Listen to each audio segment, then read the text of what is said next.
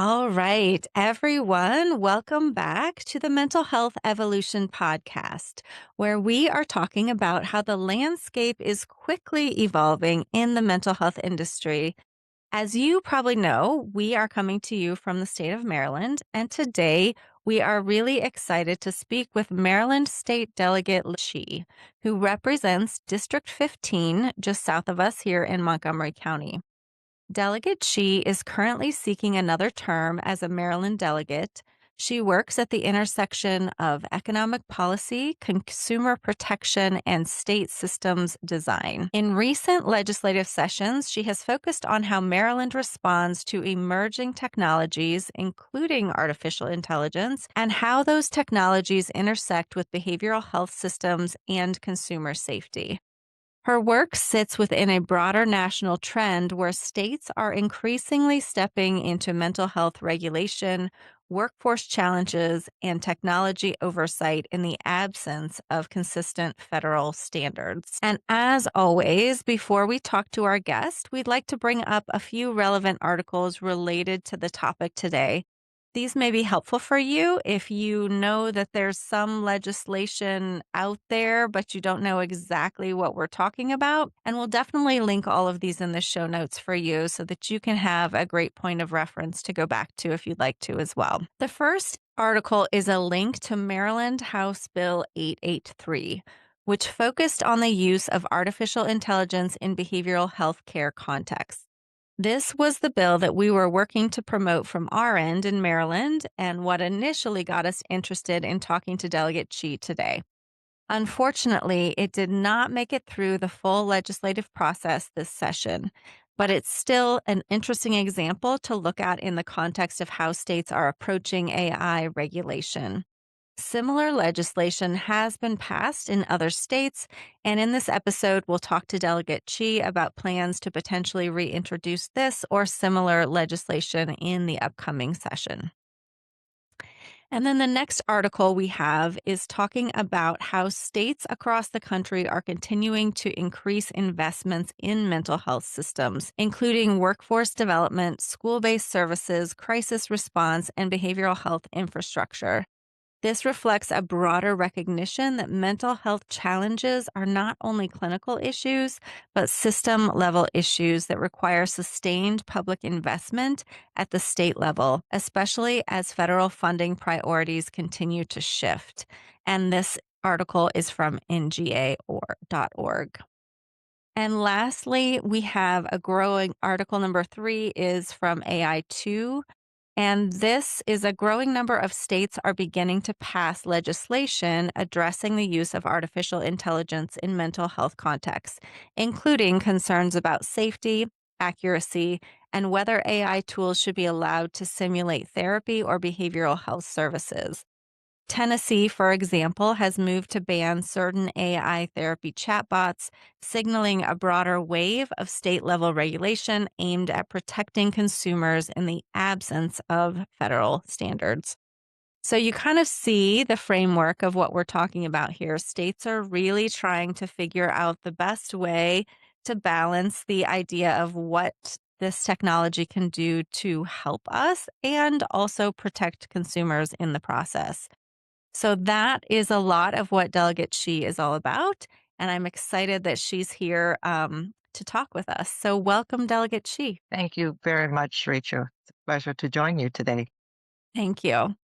So, to start off, I'd love to just ground this for our listeners. You've worked on a wide range of issues in the Maryland General Assembly. What first got you interested in the intersection of artificial intelligence, consumer protection, and behavioral health? Great question. I have served on the Economic Matters Committee for my entire 2 terms. And that means much of my work is at the intersection between consumer protection, business regulation, and advancing Maryland's competitive industries of the future. As someone with an economic development background, I certainly will continue to champion our innovation industries, including AI and other related industries. So this is not about not wanting AI to develop in the state of Maryland or serve consumers. I personally also use chatbots Mm. for research, for verification, for ideas sometimes, right? So definitely AI has a very important and increasingly important role to play in our everyday lives, has enormous amount of benefits that we can all enjoy. But at the same time, because of our increasing relationship and dependency sometimes on AI usage for our everyday work and life, there's also a risk that is not talked about enough or people are aware of, especially for the most vulnerable population, whether they are seniors or people who speak English as a second language, or our youth. Mm. We all know, since the pandemic, there was a huge surge of youth mental health crisis. And that surge coincided with the rapid evolution of AI. So we all knew something needed to be done. And as someone who pays attention to something like that, I Mm. was aware that the Trump administration just does not like the idea of the states regulating AI. In fact, there was an executive order specifically threatening to punish states that dare to regulate AI. So, short of federal action, which I wish was the case, states have to be the backstop to protect our consumers and to have some baseline regulation and clarity about what is and is not acceptable behavior. Mm. So when this bill idea was brought to me, I thought it was perfect. This is a great timing for us to zooming on this issue. Plus, I happen to serve on the right committee to advance that. Yeah, all the things kind of aligned, it sounds like. Right. Yeah. Yeah. And so I would love to hear your sort of story of how the bill got started, what happened, and maybe a little bit about what's next. I know that's kind of broad, but Yeah, so when the advocates brought this bill to my attention, I discussed it with my chief of staff and I said, I'll be more than happy to do that. And of course, we had Zoom calls, multiple Zoom calls with different advocacy groups, and we got bipartisan support to sign on as co-sponsors. Because I don't know if you're aware, but this session, the House Minority Leader himself also introduced mm, a similar bill because so this is a bipartisan issue that affects everyone, right? yeah. So I was very encouraged. The colleagues, my Republican colleagues, offered to co-sponsor my bill. Hey, say, hey, we heard you are introducing a chatbot bill. Can we sign on to that? I said, Mm. perfect. So I was very encouraged and got a long list of people who signed up to testify at the bill hearing. You could see that online. And I was very encouraged that the bill, got advanced all the way across the House with overwhelming bipartisan support. And I even presented it on the Senate side. Unfortunately, that got stalled. And I don't know if it was because there was confusion about the scope of it or was because Mm. big tech's aggressive lobbying, right? Because at the end of the day, as much as the tech companies say, we don't want a 50 state patchwork, and I understand the, the, uh, the bottom line is, this is not the first industry that has to go through 50 state regulation. Banking, for example, Mm. is regulated at a federal level, but every state also has their own banking laws, right? Mhm. Insurance, you know, another major industry, right, that affects everyday people's lives is not heavily regulated at the federal level. So every insurance company will have to, property and casualty insurance, for example, right? Will have to go through 50 different states' rule books. So this is not new, a new territory for businesses to adapt to, right? Right. And so we all, can leverage each other's examples and model policies to see what is working and whatever to make it work for tech companies. And frankly, at the end of the day, if the big techs were doing their jobs, right, self-regulating, we wouldn't be here talking about this. At my hearing, there was a parent who came with this framed photo of his 12-year-old boy who took his own life because of chatbot manipulation. So that's the kind of example we wanted to stop. There's nothing right now in Maryland that stops this kind of self harm or harming other people because of chatbot influence. So something has to be done. Because it got stalled, next step is I will continue to build alliance, continue to educate other legislators. This year, I think I would have the advantage of starting earlier, Mm, right? mhm. Now that we have gone through this round and made some progress on the House side, I think we can, be more focused in our efforts. Yeah, yeah. And I think you're right. I too am not against AI in any capacity, right? But Right. as a person in the mental health industry and being trained as a clinician, it is Mhm. so alarming to think Right. that there's this access out there for anyone. And there are lots of AI chatbots being marketed as a counselor until you look at the fine print and That's they right. say, "No, we're not a therapist," right? That's right. And so that's very confusing because all the marketing says, "Yes, we're here to support you." And then it's like, "But Hmm. if you tell me something that's challenging or difficult, don't blame me. I'm not a therapist," right? It's just risky. And when it's free, also, there's just no guardrails. Right, right. I don't know if in my response to your earlier question, I made it clear. What the bill actually does is very simple, which is simple disclosure, right? To say, Mhm. this AI system that you are interacting with is an AI system. It's not certified, licensed human professional at the back end giving you proper professional Mm, advice for mental health. And that's a right. simple disclosure people need to know before they fall into the traps because the chatbots are designed to kind of coast your ego, make you feel good about the Oh, decisions and yeah. ideas you have. They keep encouraging you, even if you're on the wrong path, and say, "Oh, that's a great idea. Yeah, you should do that, right? Why not?" And it's Mhm. designed to be so encouraging and to stroke your ego and make you feel good about whatever ideas you have. I think this is really a very high risk proposition. Yeah, yeah. I mean, yeah, and I think that too, that's not you're not asking too much. You're not I think it's the state of Illinois that has said there can't be any AI therapists or chatbot therapists. Like, there are definitely stronger lines being drawn in Mhm. different states.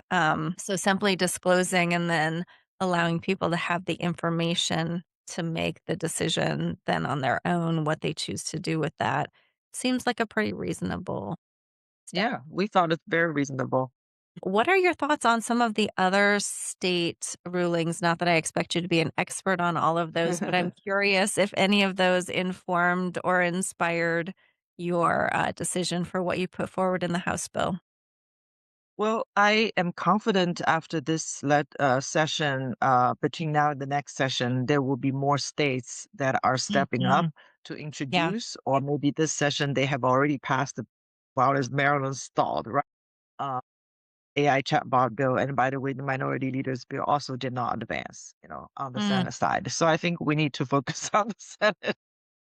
Yes, it But sounds I that I was encouraged that not only, the mm, Maryland House passed with overwhelming bipartisan support, but states, other red and blue states, including those very tech-driven states like California and New York, right, are leading the mm, way. And other states like Utah, Nevada, Illinois, and all that have all stepped in. And you mentioned Tennessee. So this is, going to sweep across the country as more and more Americans are waking up to the mhm, downside of unregulated AI and how invasive these systems can be in our mhm, lives. So mhm. I think I'm very optimistic and hopeful. It's just a matter of technically how to do it right and how not to let the tech lobbyists come back and say you're being too broad. I don't know if you saw my pushback against their pushback, so to speak, and say, you this is too broad and blah blah. I said, well, then come up with some solutions, right? If you know the Right? status quo is not perfect, then work with us. Make it Mhm, work. Don't just mhm, come and say categorically oppose any regulation. As I said, if you were good at self-regulating, we wouldn't be here talking about this. So mm. work with us, give us ideas. If it needs to be narrowed and tailored, then show us what works in other states. Yeah, and I think especially in the mental and behavioral health space, it's just not a tool that can be broadly applied without Hmm. some thought processes and guardrails and things like that. So I think it's been maybe a little accidental, maybe a little short-sighted, maybe Hmm. all those things, but I have talked Yeah, on this podcast with some people who are developing different AI systems, and a lot of them do acknowledge some of the errors, some of the hallucinations, the mistakes, the sure. risks, so that Not perfect information is system. out there, right? It's not. How Right. can it be? It's pretty new. Yeah, that's right. Yeah, there's human bias too in training the AI to make decisions. Yeah, absolutely. Yeah. Absolutely. So when you and other legislators coordinate these approaches when it comes to bills like this, when technology is moving faster than any one state can keep up with, how does that coordination and collaboration work? And is there anything that listeners can do to help support this? Yeah, great questions. I'm looking forward to joining this year's national conference in Chicago, which is the National Conference for State Legislators. And with AI being so pervasive and important as an area of regulation, I'm really looking forward to joining these workshops and seminars to learn what the other states are doing and Mm. how to perfect my bill to make it work, to remove the impediments to passage, hopefully, to clear the path, Mm. and how they build coalitions across different consumer groups and user groups and all of that. So I'm really looking forward to connecting with other state legislators, learning different ways to tackle this issue. And is there any particular way that someone listening, like maybe they're in Maryland and this bill specifically, or maybe they're just in the United States and they're just interested in advocating for this? What Yeah. would you recommend as next steps for that type of advocacy? I think it's important to bring ideas to legislators Mm, because we're no subject matter experts in every aspect, in every area, right? mhm, Came from very different professional background than AI regulation, for example. It is such a new area that everyone is learning and it's constantly evolving. So please bring new ideas to us and reach out to our offices, but also if you feel passionate and strongly about certain things, build a coalition and don't just expect the hearing itself to deliver magic. I mean, the real work mm, is behind the scenes, right? Is reaching out to the committee members one by one, committee chairs, make sure, both the House and Senate on the same page, work with us throughout the process. Don't just expect to show up and, speak your 2 minutes for testimony and think people will get the message. With thousands of bills introduced each year, ah, and only 90-day session. My advice to the advocates is start early, do your homework, reach out, mm, build coalition, right? Remove the potential questions that legislators may have on their minds about how this might work and all that. I mean, the more we do the homework, the more prepared we are to push for the passage of a bill like this. mhm, mhm. And when you say create coalitions, what exactly do you mean by that? I think a coalition could be built between the tech community, right? Which also, at least, that's what they claim. They deeply care about users because that's what they sell to, right? They cater to users. And I don't doubt that they are doing a lot of work to stop the harm and all of that, but it's just not enough, right? We have seen Mm, harm, we have seen real danger, on our community, especially the vulnerable populations.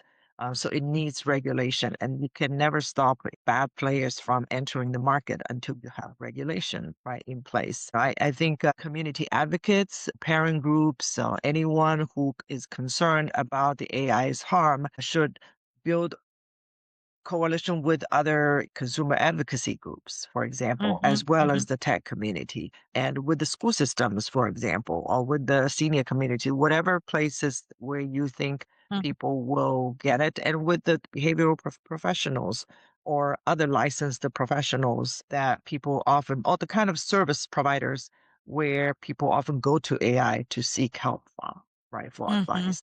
So I think that there are multiple ways to do that, and of course, to build bridges and relationships with your own state representatives and legislators is always a good idea. I think that's a great invitation coming from you, Delegate Chi, because I don't know that in my industry a lot of people talk about that or Yeah, think about that necessarily. Um, and it is such a changing industry, and there is so much happening right now. And that is a great, yeah, just opening up lines of communication, giving our yeah, perspective, expertise, what's impacting us, all of those things. So I really appreciate you yeah, saying that. I don't think that that is often a route in mental health. We can be so focused on patient care that that's yeah. sort of all we focus on, Right, right. Yeah, you the know? immediate issue. And then these things come and they impact us and our clients, and we suddenly get worried. But then it's like, okay, well, wait, what do we do about this? And that's Yeah, really how this podcast was born is like, what do we do about all these changes? I don't know. So let's have the conversation. Let's see what yeah. people are talking about. Yeah. Yeah. Zooming out a little bit, when you think about behavioral health more broadly, where do you see the biggest gaps right now that state policy is actually able to address in a meaningful way? That's a big question. Yeah, I think in the stepping back, I think when you look at holistically this space of AI regulation, I think we are still, the whole world is still relatively new, right? In Yeah. understanding AI and how it can be so sweeping in benefiting or harming, our Mm, lives, and what should the human relationship be? How do we define a healthy human relationship with an AI system, right? yeah. So that we can reap the Mm, benefits without being harmed by the system, whether it's workforce disruption, whether it's, AI taking over certain people's ability to think critically and do do their mhm. homework and all of that, right? But on the other hand, there's tremendous potential to improve the quality of life and the human experience in so many ways, right? So I think this is still a new frontier that when we take a step back, we should just look holistically. And then another issue is how Maryland wants to position ourselves in this whole AI Mm, revolution, right? How inviting do we want to be in facilitating the development of AI companies and industries in our state as a competitive advantage, right? But at the same time, putting in proper guardrails so our community is not harmed, or is aware of the potential harm of AI. And then another issue related to that is workforce mm, workforce shortage related to certain areas. In this case, that we're talking about behavioral health. People turn to AI because just not enough resources around help them with their mental and behavioral health. They think this is anonymous tool that makes them feel safe. That's why they turn to AI, right? How do we create that kind of human environment where it's safe and accessible and hopefully also culturally competent, so that we mhm. can meet people where they are, and how we can invest in such workforce that is, linguistically accessible, culturally competent, and hopefully also age appropriate and all of that. So there are a lot of big questions we have not answered. We are still grappling with. This is the kind of issues policymakers at the federal and the state level should be thinking about. Yeah, that's pretty inspiring. From my perspective, one of the things that I feel passing a bill offers is just that there is guidance out there for consumers. It's a line in the sand that says, "Be careful." Some people may still choose to use it, but from the end of providing behavioral health, mental health services, a lot of our clients are utilizing it alongside human Right, therapy. So sometimes we're educating and talking about how do we use that interactively and effectively, but not dangerously. And the legislation to me gives some guidance to that, gives some support to that, and really helps the work that we are able to do. So I very true. appreciate all that you have done in that vein. Anything as we wrap up here today that you would like to leave our listeners with as a last tidbit or something for them to be mindful of or encourage them or inspire them in any way? Well, I just want to be encouraging by saying, don't give up. This is an important field. Uh, I will continue to be your partner. Please reach out to our office if you want to be involved in advocating and pushing for the bill's passage, hopefully next year. Mhm. This is the time to have this kind of conversation. I welcome your ideas, your input, whatever. I hope to see you in Annapolis and beyond. It is a partnership, an ongoing partnership. Awesome. I appreciate that so much, Delegate G. Thank you so much for being here, talking Thank through the you. process with us. And yes, we look forward to next session as well. Great. And then maybe you want to share with your listeners my contact information so that they can reach Absolutely. out. We will Yeah, include that in the show notes if great. anybody wants to reach out. That would be great. Great. And we'll have all those articles in the show notes so people can also follow the progress and see what happened last session as well. And for our listeners, thank you for diving in with us today. We will be back next week to talk more about the evolving landscape in the mental health field. Bye for now. Thank you, Rachel.